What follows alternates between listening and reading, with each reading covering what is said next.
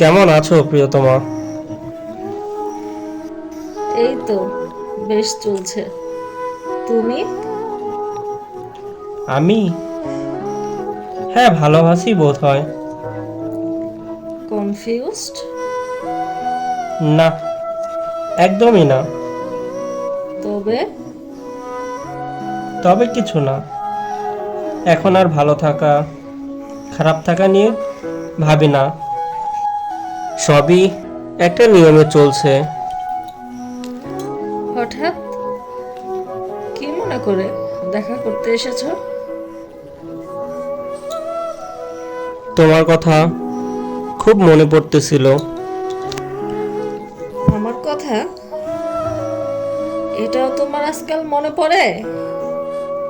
কই, যখন কাছে ছিলাম তখন তো ভুল করেও মনে পড়তো না।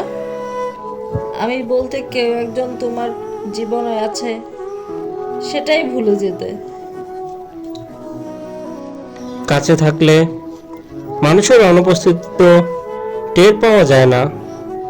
দূরত্বই কেবল গুরুত্বটা বুঝিয়ে দেয়। গুরুত্বটা বুঝতে বোধ হয় একটু বেশি দেরি করে ফেলেছো সৌরভ।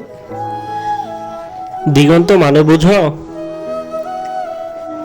যেখানে আকাশ এসে পৃথিবীতে মিলে যায়। কাছ থেকে তার সৌন্দর্য দেখেছো কখনো? কিছু সৌন্দর্যের কাছে যেতে গেলে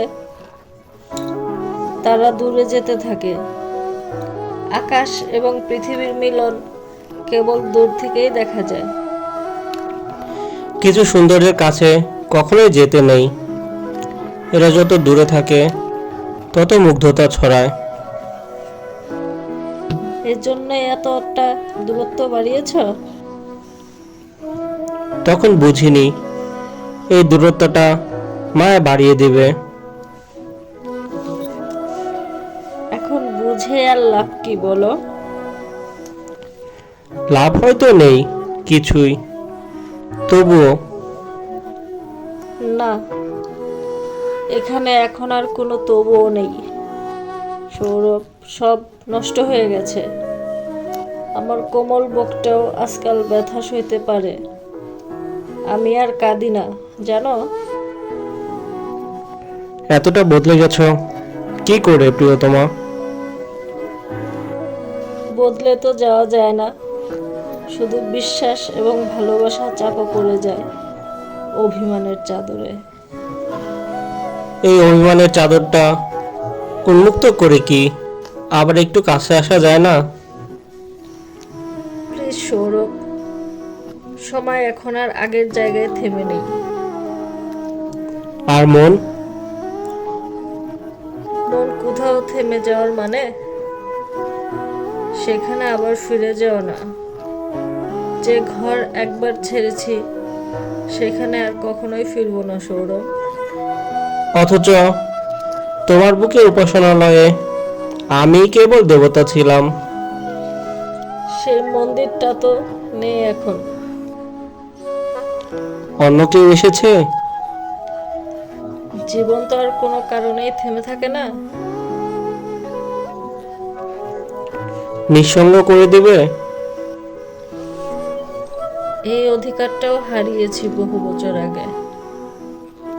তার দায়বদ্ধতাও বোধ হয় তোমার। আমি মানছি ভুল আমার। না না, মানতে হবে না। আমি তো কোনো অভিযোগ করছি না। নিজের ভেতরেই যে সহস্র অভিযোগ জমে গেছে। এসবও একদিন আর থাকবে না। পৃথিবীর সমস্ত কিছুই একদিন আবছা হয়ে যায়। আবছা হয় মায়া, মোহ, মুগ্ধতা, প্রেম, সম্পর্ক, শূন্যতা আর স্মৃতির ঘর। অপেক্ষা করো, একদিন সব ক্ষত মুছে যাবে। সময় সব বদলে দেয় সৌরভ। আমি বড্ড দুন্ডে মুচ্ছে যাচ্ছি প্রিয়তমা। সরি, এই অসুখের প্রতিশোধক আমার কাছে এখন আর নেই। একটু আঙুল ছুঁয়ে দিবে না, প্লিজ? না, এখন আর স্পর্শ করা যাবে না তোমায়। যে স্পর্শ এক সময় তোমাকে ভালোবাসা শেখাতে পারিনি, সেই স্পর্শ তুমি এখন ডিজার্ভ করো না। এতটা ঘৃণা জমিয়ে রেখেছ? ঘৃণা নয়, আত্মসম্মান বোধ। নিজেকে আর কারো কাছেই সহজলভ্য করব না। আর কারো তালিকায় আমাকেও ফেলে রেখেছ? তা নয় তো কি, তুমি তাদের চেয়ে এখন আর আলাদা কিছু নও।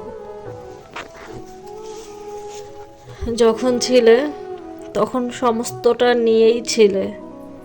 এখন তুমি দূরের মানুষ। জগৎ এবং জীবন দুটো থেকেই তুমি একটা বিচ্ছিন্ন স্মৃতির আস্তরণ। আমি এই আস্তরণ কখনোই মুছব না। ভালোবাসো না? ভালোবাসা দূর থেকেই সুন্দর। যেমন সুন্দর দেখায় দিগন্ত, কাছে গেলেই আকাশ এবং পৃথিবীর মাঝের পার্থক্যটা টের পাওয়া যায়। আমি আর কখনোই ভালোবাসার কাছে যেতে চাই না। যে সৌন্দর্যের কাছে গেলে নষ্ট হয়, সেখানে কি করে যাই সৌরভ? একাই ফিরে যাব? এটাই বোধহয় উচিত। কাছের মানুষ দূরে গেলে শূন্যতা বাড়ে, সেই দূরের মানুষ আবার কাছে আসলে শূন্যতারা অসীম হয়ে ওঠে।